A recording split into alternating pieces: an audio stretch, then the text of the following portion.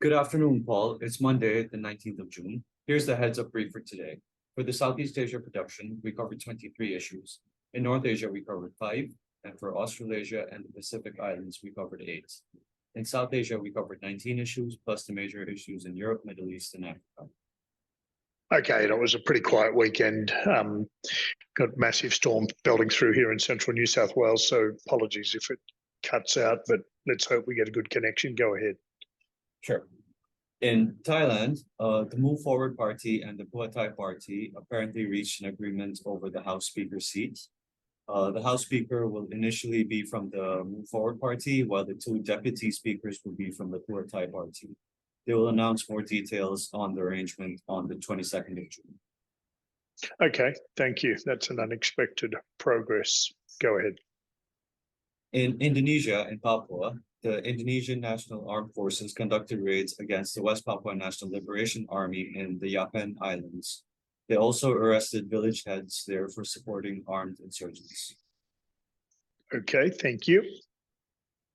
In Australia, earlier today, Blockade Australia, an environmental group, had shut down major ports in New South Wales, Victoria, and Queensland for a short period of time as a part of coordinated anti-coal protests. Thanks. And in Papua New Guinea, Police Commissioner David Manning said that authorities were trying to identify the suspects involved in the recent kidnapping of 17 girls.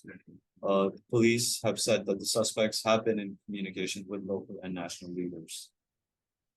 Okay, thanks. And look, just going back to that incident in the Yapen Islands, I'd like to get someone to map that exactly where those locations were. I'd like to just do a bit of analysis on that because actually it's not consistent with my understanding of the TPNPB.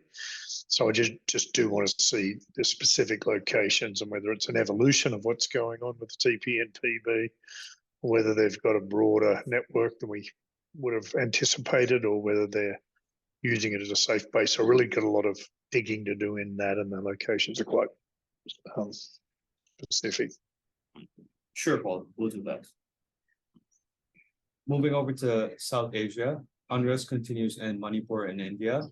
There's going to be an indefinite economic blockade along a national highway from the 23rd of June. Meanwhile, militant attacks continued in some districts of the state yesterday, and there have been protests by other tribal groups also. Okay, thank you. And in Pakistan, the Tehreek-e-Labbaik Pakistan, an Islamist group, called off its long march to Islamabad after reaching an agreement with the government. Under the agreement, the government will lift the ban on content of the group, and they will ensure swift punishment for individuals accused of blasphemy, which is one of the TLP's major platforms. Okay, thanks.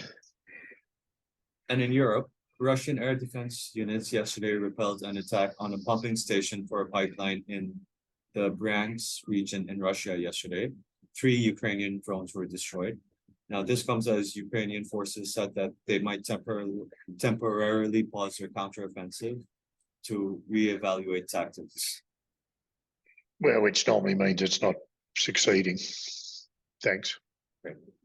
And lastly, Nigeria has signed agreements with 4 other African countries, Benin, Guinea, Liberia, and the Ivory Coast, for the construction of the Nigeria to Morocco gas pipeline.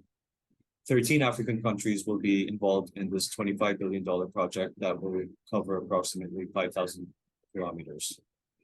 Okay, I'd like just a one-pager if you could get one of the analysts to knock out more specifics on that as much as we can get, please. Yeah, sure, we'll do, Paul. That's the brief for today. Anything else from you? No, excellent work. Thank you. Bye.